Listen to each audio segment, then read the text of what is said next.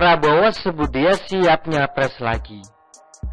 Sekali pecundang, tetaplah pecundang. Prabowo, si manusia tua yang ketinggian mimpinya, masih ternyata belum bangun dari halusinasi yang sejak tahun 2000-an sampai sekarang. Dia bermimpi bisa menjadi presiden dan atau wakil presiden dari dulu sampai sekarang. 3 kali diberi kesempatan masih gak pernah belajar dari kesalahannya sebelum-sebelumnya. 3 kali nyapres atau nyawapres itu sudah merupakan kode alam dari masyarakat, bahwa dia ini ditolak dan tidak pernah ditakdirkan untuk menjadi pemimpin negara. Di Twitternya, si Daniel Ansar Simanjuntak, dia mengatakan bahwa Prabowo siap menjadi capres. Katanya dia mendapatkan sambutan dari masyarakat yang positif. Padahal kalau kita mau tahu ya, terekam jejak 20-an tahun kemarin ini menunjukkan bahwa dia adalah pecundang sejati. Dia pikir kursi menteri didapatkan dengan usahanya. Padahal itu saya yakin, karena Jokowi kasihan saja sama orang ini, sehingga dikasih kursi-kursian, biar nggak jadi ngambek-ngambekan lagi. Nggak tahu diri banget ya orangnya. Gagal menjadi presiden di tahun 2014 membuat dia gelap mata.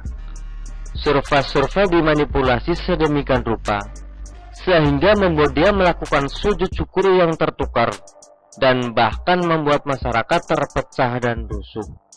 Dia melakukan sujud syukur dengan gak punya malunya di hadapan TV One. Bahkan Mahkamah Konstitusi pun digugat oleh dirinya dan timnya untuk memaksa kemenangan yang sebenarnya tidak pernah ada dan merupakan halusinasi dari manusia gelap mata ini. Alhasil, Mahkamah Konstitusi membuat kepastian bahwa Prabowo ini memang pecundang untuk kedua kalinya di dalam kontestasi pemilu nasional di tahun 2014. Untuk kita ketahui bersama, pada tahun 2004 silam, Prabowo pernah menjadi cawapresnya Megawati dan mereka kalah karena politik yang digunakan oleh si Susilo Bambang Yudhoyono yang saat itu bermain menjadi victim alias korban baperannya Megawati. Setelah kalah di Pilpres 2014, ternyata tidak membuat Prabowo patah semangat, tapi semangatnya mempertontonkan bagaimana dia kalut dan kalap sampai mencalonkan Anies Baswedan yang merupakan tokoh intoleransi yang didukung oleh teroris untuk menjadi kompetitor dari Basuki Cahayapurnama dan maskot radikalisme bermarga Baswedan asli Timur Tengah menang di Jakarta, sehingga membuat Prabowo menjadi yakin bahwa dia bisa mendapatkan tiket di tahun 2019. Pada tahun 2019, dia pun melakukan strategi yang sama, memunculkan isu-isu PKI dari kubunya. Presiden Joko Widodo diserang dengan gila-gilaan dan karakternya dibunuh sehabis-habisnya. Keluarganya pun dihina dan diejek dengan luar biasa. Tapi ternyata masyarakat Indonesia masih cerdas dan masih memiliki akal sehat untuk tidak memilih calon presiden yang didukung oleh manusia dungu Rocky Gerung. Dan benar, orang ini dipecundangi ketiga kalinya secara beruntun dan berturut-turut tidak ada ampun. Air mata pun mengalir deras dari anggota tubuh Prabowo yang ada di kepalanya, yakni mata. Pantesan zaman dulu sampai bahkan isu Ratna Sarumpait pun dijadikan alat politik untuk menjatuhkan pemerintahan Presiden Joko Widodo.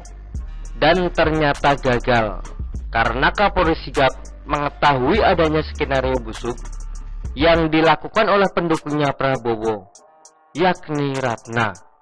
Nggak kebayang kalau Listio Sigit Prabowo yang jadi Kapolri pada saat itu. Kapolri yang lambat mengurus kasus Ferdy Sambo dan juga Roy Suryo. Untung pada saat itu Tito Karnavian yang turun tangan membongkar kepalsuan Ratna Sarumpait dan dia dipenjara. Rizik Syihab pun dihancurkan kesombongannya oleh Jenderal Hadi. Praktis sayap-sayap Prabowo patah seperti film sayap patahnya Denny Siregar.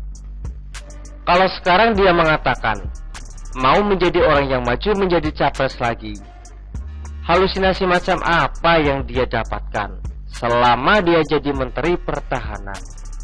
Apakah dia sudah merasa yakin bahwa dia bisa mempertahankan negara ini lewat kursi kementeriannya? Selamat Fadlizon masih ada di kubu Gerindra. Sampai kapanpun juga Prabowo akan menjadi pecundang selama-lamanya. Nasib mereka dan Anies Baswedan akan menjadi sangat sama persis, yakni nasib pecundang. Semoga saja artikel panjang lebar ini membuat kita matanya terbuka agar tidak menjadi bodoh memilih Prabowo dengan gampang. Orang yang gelap mata sampai menggunakan mobil, salah satu petinggi ormas radikalisme. Orang yang kalap dan kalut sampai datang ke Arab Saudi, meminta restu dari manusia yang merupakan tersangka kasus cat dan menganggap organisasi teroris dunia sebagai saudara. Semoga saja kita sama-sama memahami dan menjadi pemilih yang memilih Ganjar Pranowo atau Gibran. Indonesia harus selamat untuk sekian kali lagi dan seterusnya tanpa harus ada Prabowo dan juga ormas-ormas radikal di belakangnya. Karena kalau Prabowo menang, saya yakin dia gampang banget dijatuhkan sama teroris. FPI dan juga Hizbut Tahrir Indonesia menjadi dua kelompok berbahaya yang akan dengan mudah menghancurkan Prabowo dan Anies Baswedan. Berikut dengan orang-orang lainnya. Semoga Pancasila dan nasionalisme bisa diperjuangkan dengan luar biasa oleh kader-kader terbaik putra-putri bangsa Indonesia, bukan dari Kamel Klan.